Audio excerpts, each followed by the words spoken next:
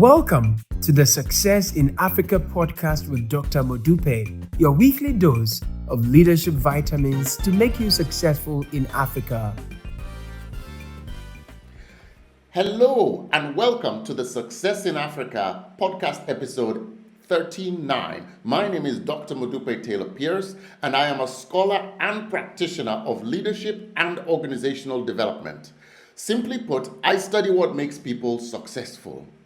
I have been studying this for 3 decades with a particular focus on people in Africa. And in this podcast, I will share stories, lessons, and insights about people having success in Africa. Why this podcast? Because I am sick and tired of Africa being the poorest continent in the world. We are blessed with the greatest resource, young people. Africa will soon have the largest number of working age people in the world, and when these people achieve success, Africa's wealth will be unparalleled. Why? Because I don't know of too many Africans whose goal in life it is to die poor. You see, success in life is simply the achievement of a predetermined goal. Whether that goal is owning a house and a car, or creating employment for 100 people, or transforming your village into a metropolis, this podcast has been created to help you to achieve it. So if you're serious about achieving success in Africa, I want you to subscribe to this channel. If you like the video after you've watched it, please click the like button.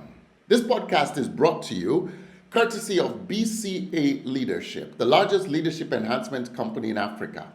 If you have questions that you want me to answer after watching this video, log on to BCA Online, the link is on the screen, and post your questions there. That is where I will respond to your questions. Today we are concluding our 4-part series on raising capital. Over the past 3 weeks, to answer your questions about how to raise capital to fund your business venture, I have shared stories of 3 different founders and how they found the resources needed to grow their business. We've learned from David Pakima of Metro Cable in Sierra Leone about how you have to be courageous enough to ask for what you need from those who have the resources to make it available.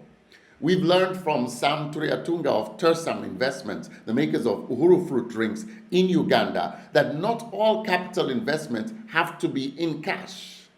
We've also learned from Tumipake of Zenzele Fitness in South Africa that detailed plans breed investor confidence, and you can get investor funds even before you get your first customer if you have detailed plans.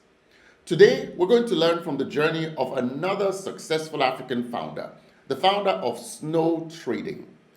Now, I've chose these 4 people because they cover diverse industries, countries, and backgrounds. Unlike Sam and Tumi, Karan did not grow up in a poor neighborhood or family. However, he still needed expansion capital to start and grow his business. His family was already in business by the time Karan Kapoor was growing up. His family owned a cotton ginnery in Tanzania, where his father was the vice chairman of the Tanzania Cotton Association for a number of years. Karan himself began his career as an actuarial analyst in the UK, smart guy, and joined the family's motor parts business in 2008 as a director of the company. While in Tanzania, he saw a need in the agribusiness industry. There was a lack of suppliers offering a wide variety of agrochemical products at affordable prices and providing the transportation, which was key to the customers in the agribusiness industry. You see, Karan believed that if he invested in developing strong relationships with suppliers in China and leveraged his relationships in the agribusiness industry in Tanzania, as well as his family's logistics assets, he could create value for the customer. So, in 2013, Snow Trading was formed and began operations with a small office in China and operations in Tanzania. Karan invested in a team from the agro industry in China who had experience and technical know-how in agrochemicals to ensure that he was able to procure the best products at good terms and prices.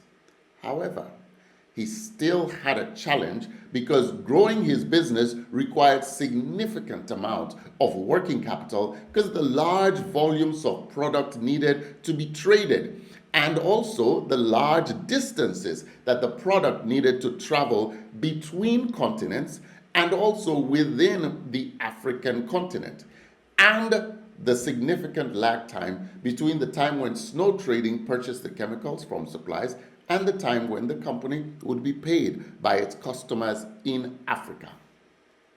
Big problem indeed. Now, given his family's impressive business reputation, Karan could have tapped into private equity funding to find the additional capital that he needed, but instead he chose a rather innovative route to getting his growth financing. He leveraged the power of credit insurance. Let me say that again. He leveraged the power of credit insurance. Karan learned that he could work with his suppliers to get them to apply for credit insurance from international insurance companies like Coface, ECGC, and Sinosure in order to supply product to Snow Trading on credit terms that would allow the company to delay making payment for the product until well after the products had been supplied. In order to qualify for the credit insurance, Karan leveraged the reputation of the motor parts business by offering its balance sheet as proof of good business practices and track record of paying debts on time. This plan worked very well for Karan, and he was able to avoid giving up equity in Snow Trading in order to have the capital he needed. He acquired the capital through the acquisition of credit that was made available because of the credit insurance service provided by international companies on the strength of Karan's position as a director in a motor parts business that had a healthy balance sheet and a solid track record. As he himself puts it, doing honest business is good business.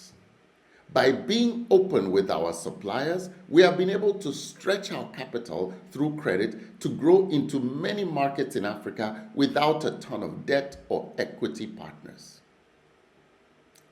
Today, Snow Trading provides fungicides, insecticides, seeds, herbicides, sprayers, and education to farmers large and small in Tanzania, Kenya, Ghana, Mozambique, Zambia, Botswana, and Malawi. And the education part of their business is strategic. I know I'm biased, but it really is, according to Karan, because by providing the know-how for the farmers to help them to know which products to use and when, Snow Trading creates a loyal customer base, lasting business relationships, and enriches its customer so that they can also pay their bills to their favorite inputs supplier. In the countries that I've already mentioned, Snow Trading supports farmers in the optimization of the farming of maize, cocoa, cashew, cotton, coffee, vegetables, and soya. In my conversations with Karan Kapoor, I have learned about the complexities and influence of things like finance, logistics, regulation, education, cultures, terrain, mechanization, timing, climate, and technology in optimizing agricultural productivity. Not bad for a gentleman who was trained to be an actuary. Now, what are the lessons that can be learned about accessing capital from the journey of Karan Kapoor? I have gleaned 3 lessons from his story. And again, here, if you have additional lessons that you can glean from it, please feel free to do so and share it on BCA Online. Let me share my 3. Number 1, bloom where you are planted. Karan returned to Tanzania from the UK to serve in the motor parts business and was elevated to the position of director of the company before he started snow trading. Now, I know some of you are going to whine about, well, good for him, he had a rich father and therefore he had a leg up. But let me remind you that if he had not proven his own worth by working hard and well within the motor parts company, his dad is not going to entrust him with a directorship and or the authority to use the motor parts company's balance sheet as a guarantor for the credit insurance that was essential for snow trading's growth. To put it simply, wherever you find yourself, there are advantages and disadvantages. Stop whining about the disadvantages. Examine the advantages and leverage them to get to where you need to go. That's what Karan Kapoor did. Lesson number 2, be creative in your capital search. I was blown away when I asked Karan about the source of the growth capital, and he told me it was credit insurance. In fact, I had to go and do a little bit of background reading to familiarize myself with the concept and how it works in international trading. It's so easy to get locked into one type or source of capital when one is trying to grow your business. However, by expanding his horizons and thinking creatively, Karan was able to tap into a type of financing that was both appropriate for his business and also came at a much cheaper price than he would have paid if he had given up equity stakes in his business. Which brings me to lesson number 3. Not all money is good money. Not all money is good money. You see, Karan Kapoor had the opportunity to get significant amounts of cash infusion into snow trading from private equity firms. Oh yes, he did. He rejected their offers because he was able to use creative means to access the resources that he needed, the resources that the cash infusion would have been deployed to acquire. Now, as he looks back, Karan is delighted. He's happy that he was able to resist the urge of this easy money that he could have gotten from the PE firm, because it would have come at a steep price, one that he is now glad he did not have to pay. This is not to say, please don't get me wrong, that accepting private equity firms as equity partners is a bad idea, or that money from venture capital or private equity firms is not good. I'm not saying that. What I am saying is that everything has a price. And before accepting what may appear to be easy money, you must fully understand the price that will be charged, both in interest, equity, loss of control, and stress for that money. And sometimes, depending on your situation, the price may not be worth the value you may get, especially if you take the time to think of other alternatives. So, I've shared 3 lessons from the journey of Karan. Bloom where you're planted. Be creative in thinking about financing options and recognize that not all money is good money. Again, if you have additional lessons that you've learned from the story, please share them on BCA Online. We have now come to the end of today's podcast and this particular short series on finding expansion capital. I do hope that you have learned a few lessons and acquired some tips about how to find the capital you need to start and grow your business. Next week, I will do the special podcast that we do quarterly, where we take some of your questions and answer them.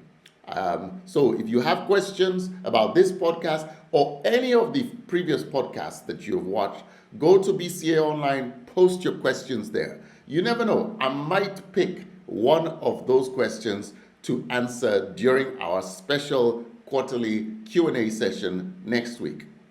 Now, after next week, that's 2 weeks from today, we will start a new series focused on political economies and public-private partnerships. I'm going to be profiling some people in Africa who have been successful at leveraging these so you can learn from them.